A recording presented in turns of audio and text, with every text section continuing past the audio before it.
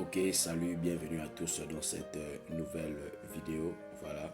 Et depuis quelques jours, je dirais même voire une semaine, nous assistons comme ça à une vague de vidéos sur la toile, voilà, où nous voyons des commerçantes camerounaises qui utilisent le formol pour les appliquer sur des aliments tels que la banane, tels que les avocats.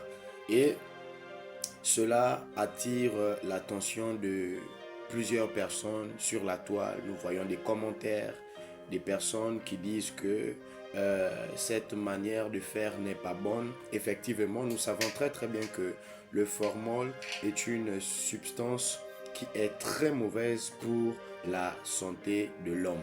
Mais ce matin, je viens faire une analyse peu profonde, peut-être profonde, mais je dirais ou je répondrai encore à ceux et à celles qui réagissent sur la toile que la faute ne revient pas à ces commerçantes camerounaises, mais la faute revient plutôt à nos États.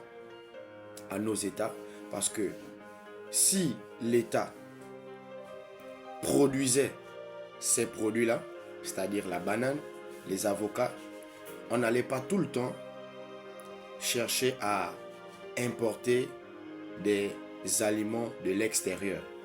Alors, il faut renforcer l'agriculture locale, c'est-à-dire mettre en place des politiques agricoles qui vont favoriser nos producteurs nationaux, notamment par des aides financières, par des formations et par un accès facilité de nos terres. C'est tout pour mettre en place des contrôles renforcés, c'est-à-dire il faut s'assurer que les denrées alimentaires qui sont importées respectent les normes de qualité et de sécurité sanitaire.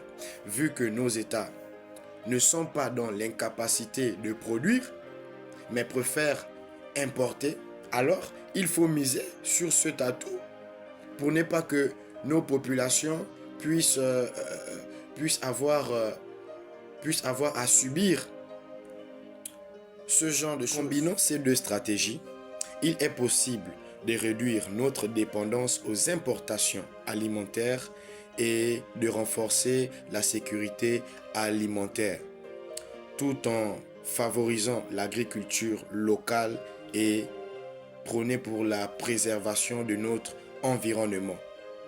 Alors là, l'État fera un très beau travail. Sur ce, comment un continent comme le nôtre, avec un pays qui à lui seul a le potentiel de nourrir environ 2 milliards de personnes, peine à atteindre l'autosuffisance alimentaire?